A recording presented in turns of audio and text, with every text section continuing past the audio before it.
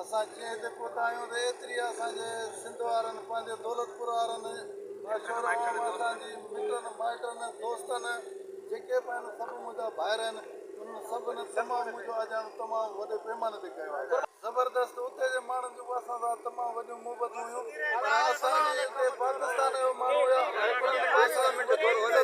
असांजूं दावतूं कयूं, हिकिड़ो ॾींहुं बि असांखे उन्हनि दावत खां सवाइ कोन छॾियो। ऐं असांजी इहा जेका सिंध जी रांदि आहे इहा 5000 साल पुराणी रांदि आहे।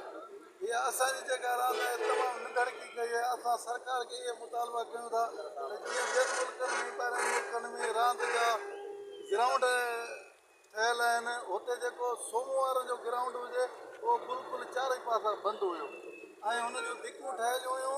एतिरे क़दुरु केॾी बि बरसाति पवे या छा बि पवे न, पर हुन जे रांदि खे कुझु बि न थिए।